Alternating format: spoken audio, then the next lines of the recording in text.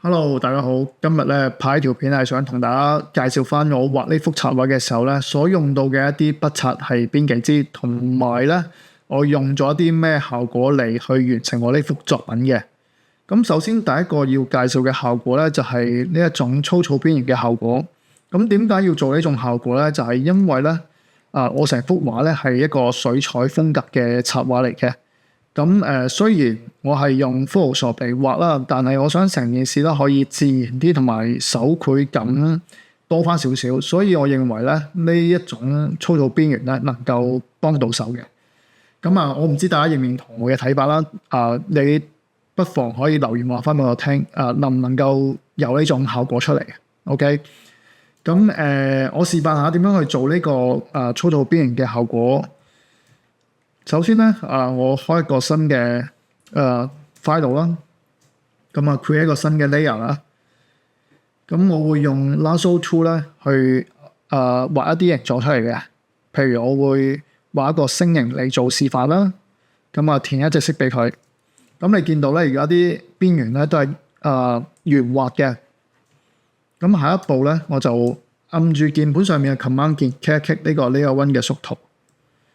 然後咧，去到layer 面板嗰度咧，click 呢一個圓形嘅 icon， 揀選第一個 solid color。為咗區別出嚟啦，我哋轉一隻色啦，譬如紅色先算啦。好，我哋將 layer 1咧，其實可以delete 咗佢啦。接住落嚟咧，我哋 click 呢個黑白色嘅縮圖，嗰個 mask 嘅縮圖。然後揀選 filter， 揀選 crystallize。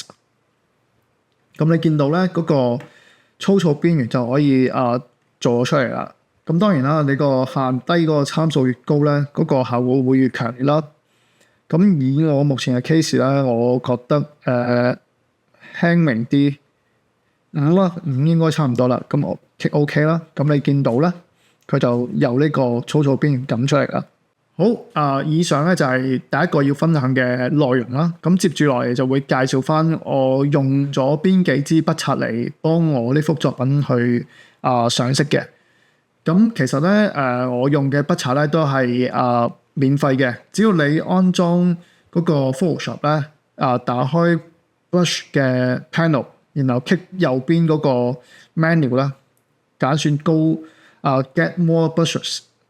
你就會可以去到 去到 Adobe 嘅官網裏面下載佢成套嘅筆刷，唔使錢嘅，唔使另外再俾錢。當然你訂閱呢個Photoshop 就要俾錢啦，但係你嗰啲筆刷咧就唔需要再額外付費咁樣嘅。好，第一支要介紹嘅筆刷咧就係呢一支 Kiehl's Real Watercolor One Amazing Paper Grip 呢支筆刷。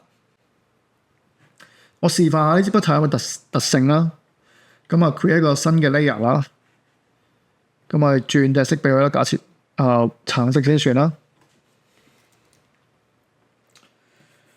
你見到咧呢支筆刷個特性之一咧，就係佢自帶一啲紋路啊。嗰啲紋路係仿水彩紙嘅紋路。呢個係佢第一個特性。第二個特性咧就係當你個筆刷喺同一個地方來回去上色嘅時候咧，嗰個地方嘅顏色咧就會變得透明，就能夠做到一種好自然嘅水彩顏色不平均嘅狀態。OK，我呢幅畫咧大部分嘅色塊咧都係用呢一支筆刷去上色嘅。我 show 條片俾大家睇先。好，畫面中咧就係我上色成嘅過程啦。我會用頭先介紹嗰支筆刷去上一個大色塊啦，喺不同嘅地方咧再輕輕咁樣來回掃幾筆啦，等佢嗰個顏色分佈咧不平均，可以自然啲。再嚟咧，我就會再上一隻淺淺地嘅紅色上去嘅。點解要咁樣做咧？就係我想做一個藏色嘅動作。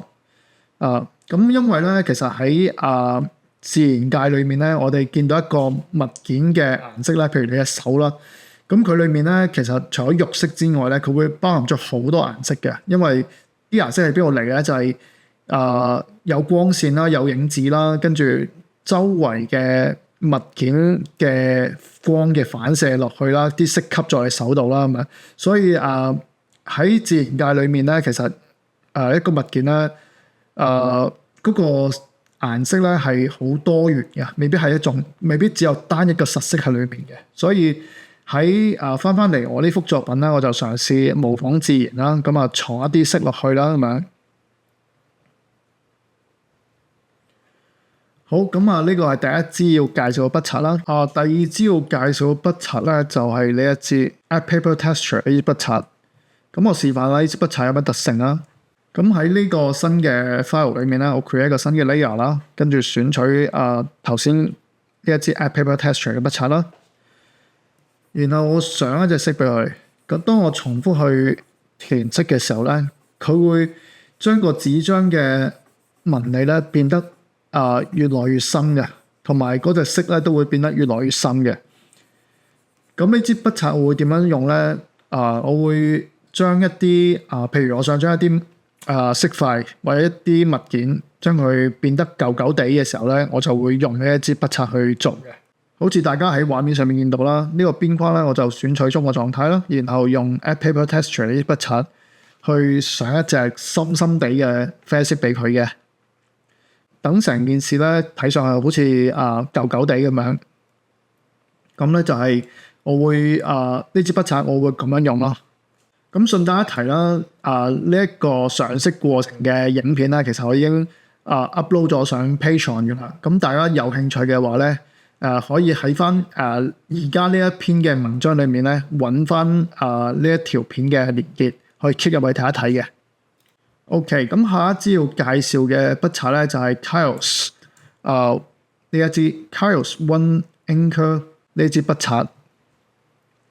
咁顧名思義啦，呢一支筆刷咧就係仿墨水筆嘅效果啦。